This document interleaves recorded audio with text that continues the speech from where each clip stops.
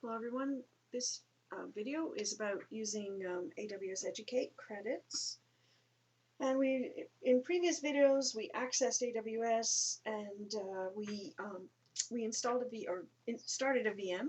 So we're assuming you've already done that, and now what we're going to do is we're going to access the VM and install a web server. So watch the other videos first if you have not done so yet.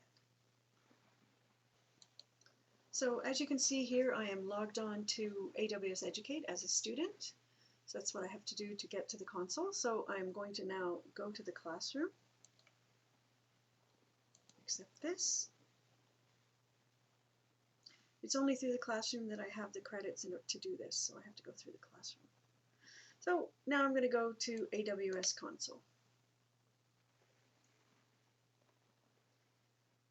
So this is the management console, and when we created our virtual machine, we went through here, and that kind of has a step-by-step procedure. But what I need to do now is I need to, sorry, not services, I need to go to the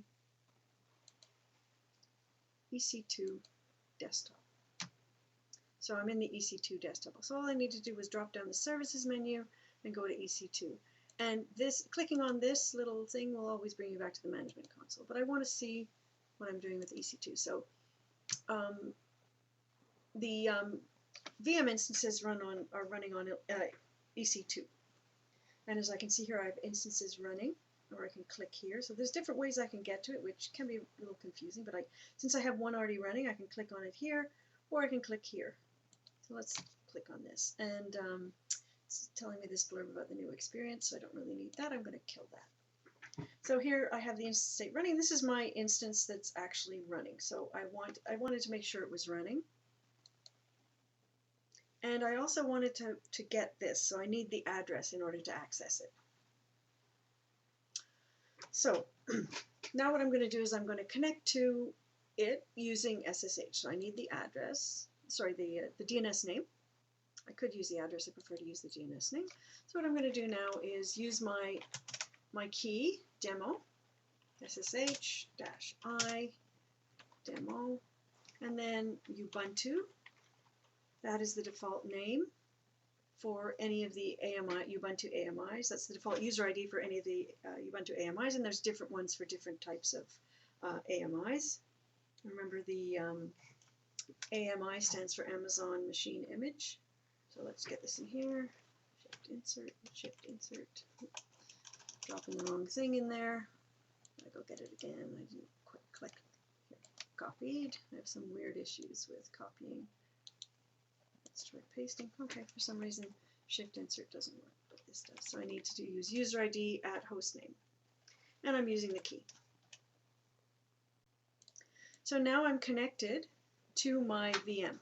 And there's nothing running on it. So what I want to do is I want to set up Apache on it. So let's do that. So this is all things that we've done before in previous labs, but let's clear this. Control L, sorry. So the first thing we need to do is do apt install apache2. So it does want extra space. I'm going to say yes. I'm going to let that go. Notice how fast it is because we're running on AWS, which is has a lot of really fast pipes to the internet. So this is going to take a bit, so I'm going to pause it until it happened before I stopped it. So let's see what's going on.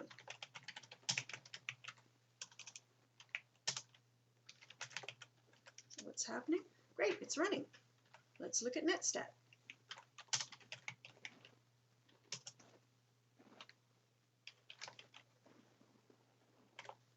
And notice I'm Ubuntu at, this is actually the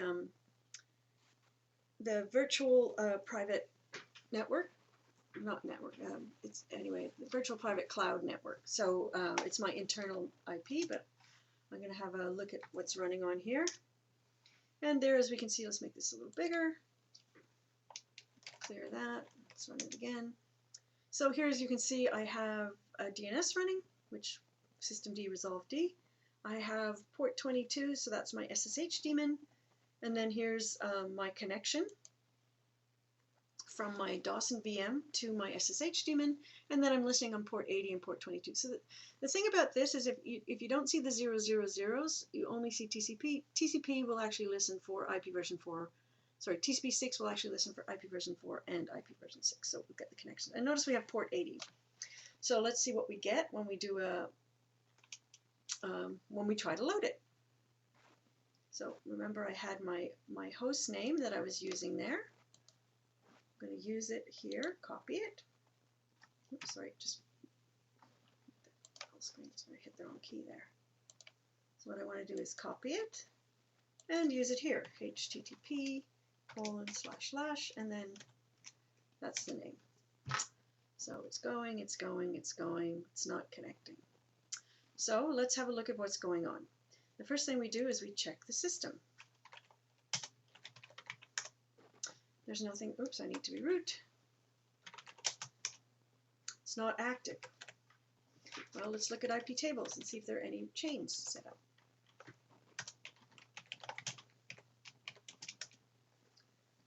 Everything is empty. So what that means is there is no firewall. So why is this? Well, you remember when we set up our firewall, we looked at the security and we were only allowing port 22 in. So what we have to do is we have to configure our VM. Let's look at the security here. We have to configure the security. You see here, inbound rules, it's only allowing port 22. So it's never going to get to port 80. And it's allowing all outgoing. So we have to configure the security. So let's take a look at that. So remember, there are always layers of security. So let's take a look at this. And here it says I have my inbound rules, I have my outbound. I don't want to change the outbound rules, and I don't have any tags. What I want to do is I want to change the inbound rules. So I'm going to edit the inbound rules. And what I want to do is I want to add a rule. I want to add a rule for HTTP. Let's see if it's in there on its own. Yep, there it is. So there's some of them are already set up. If I'm using a virtual host port, then I have to use custom. But in this case, I want just HTTP, and I want it to come from anywhere. Again, this is seen as a security problem in general, but in our case, it's difficult for us to give it a range. So we're going to save the rules. So now I've added access. So again, security is always layered, and now I've made sure that HTTP can get through. So let's see what happens here. I'm going to stop this and reload it. Whoops, we lost it. I think it was loading and it wasn't, there we go. There we go. So we have the default page. So now my job is to give it non-default content. So we're going to go back to the server. So where is content in Apache? Well, it's in var www HTML, and that should be what's configured in our etc apache2 config files, but we're not going to look at that because since we know we've done this before with apache2 specifically. So what I'm going to do is I've got a little index HTML here. I'm going to copy that in so that we see that instead of the other one. So let's go to var www HTML, that's the default document root for Apache, and I'm going to copy from my home directory in, oops, that should be a tilde, index HTML, and I'm going to put it here. That won't work because I need to be root. So let's have a look at it. So that's the new HTML, and since it's just content, I don't need to reload the server. What I can do is, there we go, running on AWS VM, content to come. This is making sure the web server is up. So this is nice. I have now access to this, and even though I have it on my VM, I can get to it from anywhere. So I'm now going to load this same website using a Windows browser. So I might want to go back here and copy this, and then paste it into my Windows browser. And I think I have that here, so let's see what we can do. So this is running on Windows, and of course my VM. I'm going to exit full screen. This is my VM running, and this is my browser running. So there we go. Now I'm accessing the web server running on AWS. So we're going to do a little more, but remember there's a couple of places you need to do security. And in this case, we also did not, which I should probably show you. So I didn't set up the security on the box itself. I'm relying on the AWS security, which is fine, but you don't always want to do that. So what I would probably do here is UFW status, and as I can see, it's, oops, sorry, you need to be root. So it's inactive, but what I want to do is I want to activate it, but I have to remember to activate it for port 22, otherwise I'm going to lose access. So that's the first thing I do.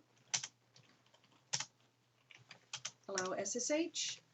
Oops, I keep doing that. I also want to allow HTTP. So those are the two things that I'm going to allow in, and then everything else I'm going to allow outgoing. So, so let's take a look at the status.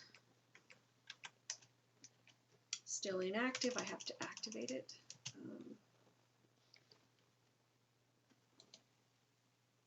So UFW enable. I'm going to keep doing that. I'm going to say yes. So now let's see what my status is before I log off. So yeah, I'm sure that port 22 and port 80 I'm going to be allowed in. So I've made sure that that's okay. So maybe I might want to check my, my website again before I log off. There we go. Yeah, it's fine. It's running. So there's two places for security here. There's security at this level, at the VM level, at the console level. And there's security at the VM level. So you need to have both. And there we go. And it's still running, so I should be able to get it from now on. So now I would just log off of everything, and then I can load my website. So that's it.